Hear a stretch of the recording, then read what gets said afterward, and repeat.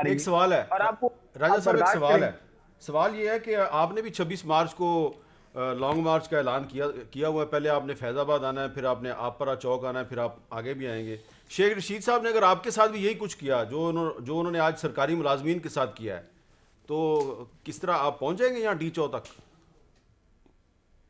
देखिए, हम तो पुरअमन तरीके से आएंगे। हम कोई इस तरह का नहीं काम करेंगे कि सरकारी तनसीबात को या गैर सरकारी तनसीबात को किसी किस्म का पब्लिक को नुकसान पहुंचाए। हमारा एक जमहूरी हक है, हम ये उस हक को उस मुलाजमीन भी आइन के पुरअमन नीचे थे। रहते हैं। आपका क्या ख्याल है, ये मुलाजमीन जो और है तोड़ फोड़ कर रहे थे, ये भी पुरअमन थे? नहीं, मैं आपको जरा इब्तिदा में बयान कर रहा हूं कि कल ये बात ना हो कि जी हम एग्रेसिव थे और हुकूमत जो थी वो एग्रेसिव नहीं थी। मैं अपनी नीयत वाज़ेह कर रहा हूं कि हमारी नीयत ये है कि हम अच्छा। पुरअमन तरीके से आएंगे, लेकिन अगर हुकूमत ने रुकावट खड़ी की तो फिर बिल्कुल हुकूमत का मुकाबला करेंगे। हमें आइन और कानून इस चीज की इजाजत देता है। हम बिल्कुल आगे आएंगे और जहां तक हमारा हुआ हम उस तरीके से वहां तक आएंगे। और मैं समझता हूं कि शेख रशीद साहब को इस सारे मामले का इल्म है। वो इस दफा वो हिकमत अमली नहीं अपनाएंगे। अभी भी गलत किया जो अपनाई है। ऑपोजिशन जमातों से करेंगे तो पूरी पाकिस्तान की जमातें होंगी, हर जमात का कारकुन होगा जिसमें हर किस्म के लोग होंगे, और हम उन्हें कहेंगे ऐसी जगह से ऐसी चीज से इज्तनाब करें जिसकी वजह से कोई law and order situation sir create हो और आपकी किसी की सिचुएशन जान को देख नुकसान। के मुझे तो ये लग रहा है 26 वाला ये डिले कर देंगे।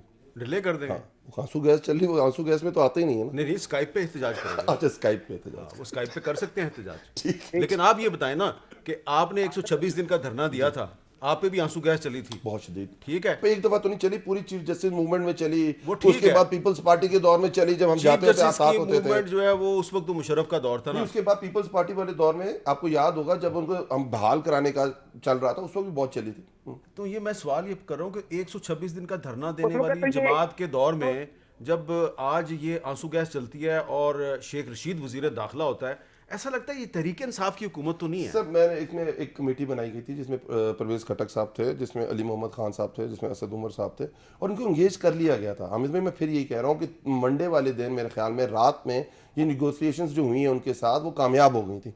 उसके बाद थोड़ा टारगेट मूव हुआ। पहले वो एक ग्रेड 1 से लेकर 16 तक थे, और फिर वो 16 से 22 तक गए, और उसके बाद प्रोविंसेस को डाल दिया गया। 18वीं तरमीम के बाद फेडरल गवर्नमेंट का प्रोविंसेस के साथ कोई ताल्लुक भाई नहीं है। आपकी पंजाब में गवर्नमेंट है, आपकी खैबर पख्तूनख्वा में सर, अब गवर्नमेंट मुझे है, जो आपकी लिमिटेशन बलूचिस्तान में पंजाब गवर्नमेंट की हैं है। वो पंजाब की हैं, जो केपीके की हैं वो केपीके की हैं। मैं आपको फेडरल मजबूरी बता रहा हूँ कि 475 अरब रुपए का हमारा सालाना तनख्वाहों का बजट है, 470 अरब रुपए का पेंशन का बजट है।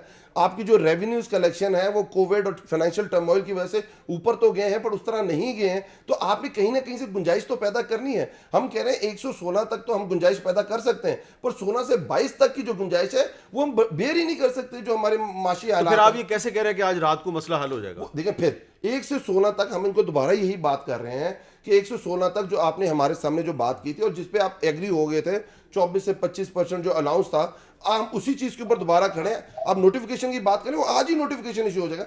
जो उससे ऊपर है वो आपने गवर्नमेंट की मजबूरी भी समझने। ये सारे वो लोग हैं जो हिस्सा है, जो सरकार का हिस्सा है, दे अंडरस्टैंड।